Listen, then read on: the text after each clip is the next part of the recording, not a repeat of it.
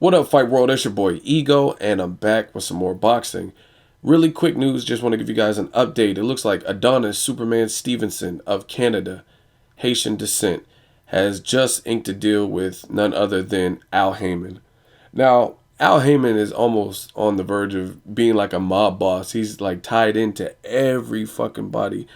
Not everybody, but damn near everybody that has a name in the sport of boxing. He's a boxing advisor, and he helps shape and manage the careers of a lot of different fighters from A to Z. And just to give you a laundry list of some of the other clientele or clients that he represents, we'll go down the list. And obviously, again, there's some that are bigger than others, but let me just do a laundry list of some of the names.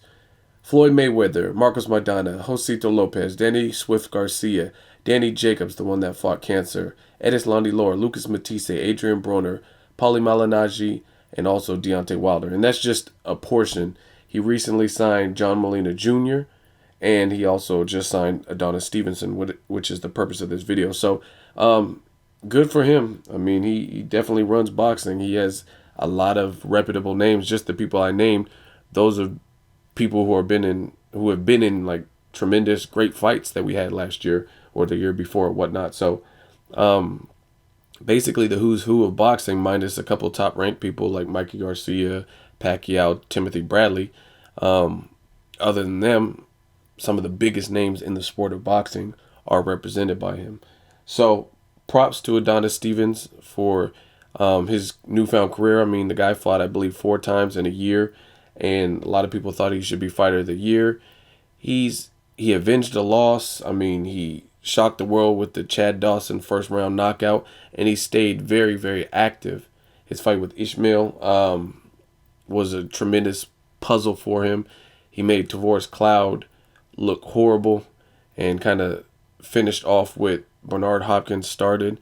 And he's just a fighter who's kind of like Danny Garcia, little known, not everyone knew about him, and he's rapidly, through solid performance after solid performance, he's gaining that buzz, and more people are fucking with him. So props to Adonis Stevenson. I'm just looking forward to the future. Hopefully we get some great boxing this year, and the year's just being started, so we haven't had that many big fights. You know, I had Mikey Garcia. It was pretty lackluster because Borgos didn't want to commit. We've had a couple fights here and there, but I'm looking forward to some bigger and better fights. And it looks like we're going to get it in March. It looks like it's full steam ahead. We have a good fight with Canelo and Angulo in March. We have Pacquiao versus Timothy Bradley, set the record straight fight, part 2. In that rematch, that's in April. Mayweather versus whoever the fuck he's fighting. Most likely this summer we'll get Miguel Cotto and Sergio Martinez. So some great stuff over here. In May, they're talking about making Yuri Ortiz Gamboa and Mikey Garcia. Nothing's official. Nothing's finalized in that fight. And as far as Adonis Stevenson, hopefully he fights Sergey Kovalev. I really, really want to see that fight. And that's a hell of a fight. And it's a hell of a statement for the winner of that fight. If they win in the conventional fashion, no bullshit, no politics, no crazy CJ Rosses, then that's a huge statement. And they're probably next in line for a big fight, a big fight with a bigger name, Bernard Hopkins and Andre Ward, somebody. And I'm just looking forward to that fight a lot. That's on my top, like if I had a hit list of fights that I really want to see, that's on there. Kovalev versus Stevenson, Yuri Ortiz Gamboa versus Mikey Garcia, Floyd Mayweather versus Manny Pacquiao. I got a couple fights that are just really high on my list, and Kovalev Stevenson is definitely up there. I mean, you got two boxer, puncher / devastating punching power, looking good in recent fights. There's really no reason they shouldn't fight. Now with Stevenson inking a deal with Al Heyman, it made things really interesting because, as you guys know, a lot of Heyman's fighters are on Showtime, like the Keith Thurmans, the Adrian Broners, Floyd Mayweather, etc.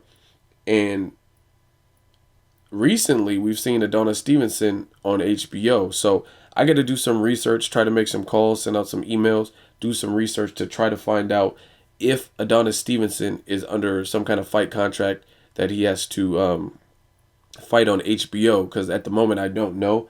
I don't know if he has any more fights or if he's contracted to fight with HBO right now. But so far, he's had a lot of fights on HBO, and they've been televised. So I got to do some digging around as far as that. I'll try to get you guys an answer if I can find out the situation with Adonis Stevenson, if he's contracted with HBO, if he owes them some fights. And like I said, a lot of Heyman's fighters are on Showtime, so that's an interesting move for Adonis Stevenson, and I wish him the best. Hopefully, at the very least, we get Jean Pascal versus Adonis Stevenson. I think Stevenson beats Pascal, but if that fight happens, I will explain why and do a prediction video and everything else. So that's the latest with Adonis Stevenson. Good job for his career, and he really re-energized his career after a loss. And that's what happens in the sport of boxing. All it takes is a string of victories, and you might be on. You might start getting that love from the fans and the network. So let me know what you guys think. What do you think of Al Haymon? He definitely has, again, a ton of fighters. Most recently, Stevenson, John Molina Jr., Paulie Malignaggi. But he also has other guys like Austin Trout, just tons of people. So let me know what you guys think of this news. What do you think of Al Haymon? Is he good for boxing? Is he bad for boxing? I seen somebody on Twitter and they're like, Al Haymon, he's horrible for boxing. And I don't really understand why he was able to put together some monumental, not him by himself, but he was instrumental in making fights like Danny Garcia versus Lucas Matisse. We, the fans, wanted that fight. We're the ones that said this fight needs to happen. And he represents both fighters. That fight was done. And not only did we get that fight, we got that on the same card as Floyd Mayweather versus Canelo, which was another huge fight in itself. Those could have been two separate headlining cards, and we got it all in one. So, I mean, he's helped and played a hand in some big fights last year and made them happen.